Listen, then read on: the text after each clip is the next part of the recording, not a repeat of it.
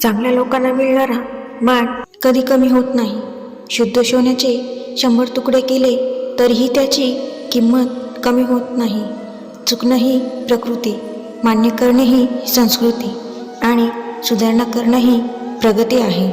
जगायचे असेल तर दिव्याप्रमाणे, जो राजाच्या महालात आणि गरिबांच्या झोपडीत एकसारखा प्रकाश देतो. विश्वातील कोणतीच गोष्ट आपल्यासाठी नसते.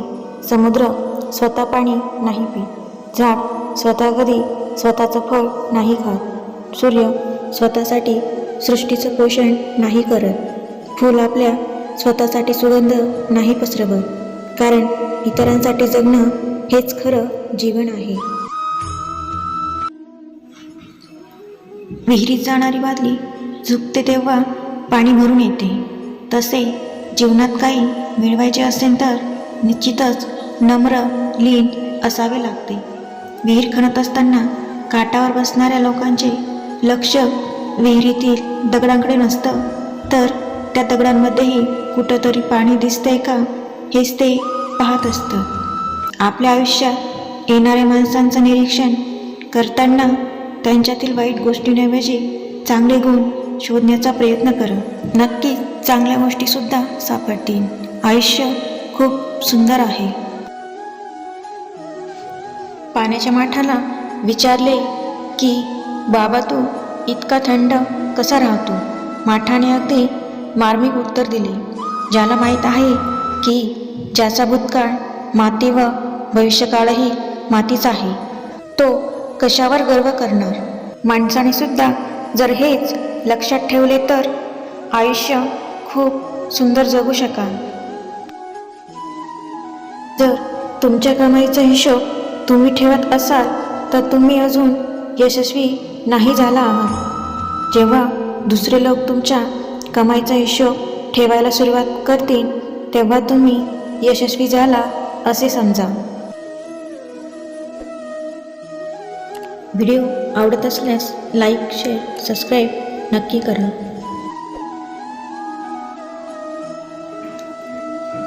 दिवा मातीचा आहे की सोन्याचा हे महत्त्वाचं नसून तो अंधारात प्रकाश किती देतो हे महत्त्वाचं आहे. त्याचप्रमाणे मित्र गरीब आहे की श्रीमंत आहे हे महत्त्वाचं नसून तो तुमच्या संकटात किती खंबीरपणे तुमच्या पाठीशी उभा राहतो हे महत्त्वाचं आहे. जीभ नरम असते, कोमल असते आणि लवचिक असते, म्हणूनच ती अखेरपर्यंत तोंडात सुरक्षित राहते.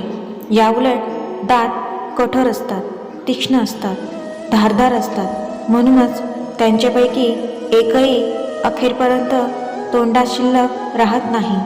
म्हणूनच रोजच्या जीवनात सर्वांशी बोलताना कोमल शब्द वापरा.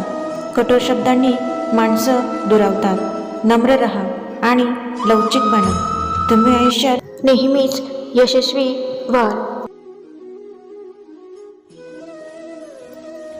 थोडा वेळ नसल्यानंतर मोरसुद्धा निघून जातात, पण त्यांच्या नकळत काही मोरपिसे जमिनीवर तशीच पडून राहतात. तसेच आयुष्यात काही माणसे काही दिवसच येऊन जातात, पण आयुष्याच्या वाटेवरती सुखद आठवणी देऊन जातात. देव आमचा सांगून गेला, पोटापुरतंच कमाव, जीवाभावाची माणसं मात्र खूप सारे जमाव. ज्यावेळी माणूस स्वतःच्या स्वार्थाचा विचार न करता कार्य करतो त्यावेळी त्याच्या हातून सर्वोत्तम कार्य घडते. त्या कार्यामुळे समाजात ती व्यक्ती प्रभावी ठरते. निरपेक्ष भाव ठेवला तरच आपण योग्य कार्य करू शकतो. जेव्हा अडचणीत असाल तेव्हा प्रामाणिक राहा. जेव्हा आर्थिक परिस्थिती चांगली असेल तेव्हा साधे राहा.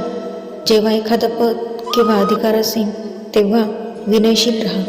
जेव्हा अत्यंत रागात असाल तेव्हा अगदी शांत राहा. यालाच आयुष्याचे सुयोग्य व्यवस्थापन असे म्हणतात. धन्यवाद. व्हिडिओ आवडल्यास नक्की लाईक, शेअर, सबस्क्राईब करा.